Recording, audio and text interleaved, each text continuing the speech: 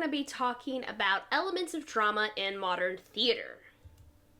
Before we get started, I just want to hit up some very important terms that are a part of what we're going to talk about today. First is drama.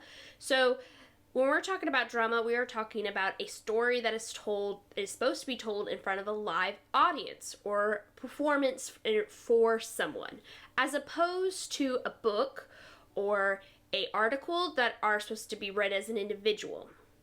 Number 2 is script. Script is the written words that are performed by the actors. Then we have our 2 general types of plays, which is a tragedy and a comedy. Tragedies are usually dramatic that emphasize human greatness or lack of it, and often ends in death. Not always, but that is a very common theme. Then we have comedies. Comedies are a play that are comedic and emphasize conflict between opposite people, places, etc., etc. These comedies often end in marriage, but not always. Acts, number 5, acts. Acts are the chapters of a drama. Just as is a chapter of a book, plays and dramas have acts. We also have scenes. Scenes show the change in the setting over time or location in a drama. So you may have a 3-act play with 3 scenes in each act. So you can have lots of acts, you can have a 1 act with multiple scenes in it, etc. Alright, let's get started. There are 7 different elements of drama, and we're going to cover each of them. So there's character, plot, theme, dialogue, convention, genre, and audience. Let's cover these. Character, or characters. These are the people, sometimes animals, or ideas portrayed by the actors in the play. It is the characters who move the action or the plot. Characterization is the way an author presents a character. Now, there are different types of characters, like protagonists and antagonists. Your main character, or your good guy versus your bad guy. You have flat and round character, static and dynamic. We have foil, stock characters, stereotypes, archetypes. These are all different types of character, and it's important to kind of generally understand some of these, and we'll go over some more in some other videos. Then we have plot. Plot refers to the action, the basic storyline of the play. And that's like the old school mountain structure that you learn in an English class. So we have exposition, inciting incident, rising action, climax, falling action, denouement. These are the 6 stages of plot structure, and plot is so important. If you don't have a good plot to a play, then it's not going to be understood by your audience, which is very important for drama. Then we have theme. Theme refers to the meaning of the play. Theme is the main idea or a lesson to be learned from the play. What do you want your audience to go home with? In some cases, the theme of the play is obvious, and you can just get it right off the bat. Other times, it is quite subtle. Some general themes types are conflict between 2 individuals, conflict between man and a supernatural power, conflict between man and himself.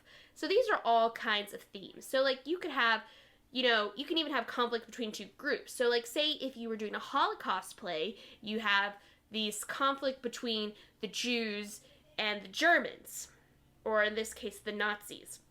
Conflict between man and supernatural power. Conflict in man and supernatural power could be something like man versus fate. So say he was told that he was going to murder his father, and he tries to not do that, and then fate does it in a roundabout way. Conflict between man and himself.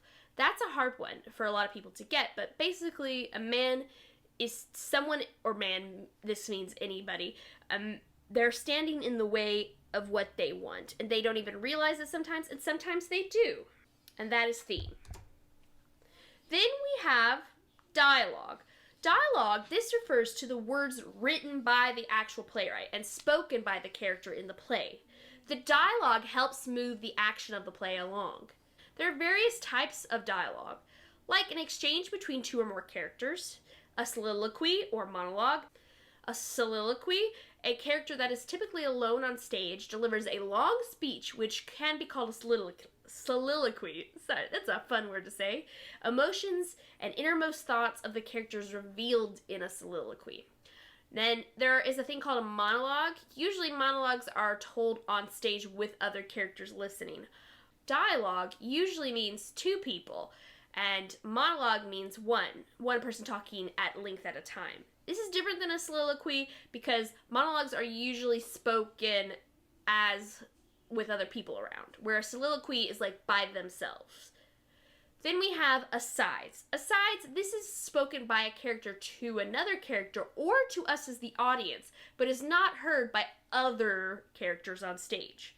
Asides reveal what a character is thinking or feeling. Alright, so that's dialogue. Now the last three, convention, genre, and audience. They're a little shorter, so we're going to go over these three together. Convention. These are the techniques and methods used by the playwright and the director to create the desired stylistic effect. How they want to present whatever they're trying to present. There are certain styles in theater that you can see over the years that have changed and can help effectively tell your story. Then the genre. Genre refers to the type of play. So we kind of talked about this in the terms. Some examples are different genres include comedy, tragedy, mystery, historical plays. There's are a lot of different genres of plays. Then we have the audience. Audience is so important. This is that, again, you should know this, but this is that group of people who are there to watch plays.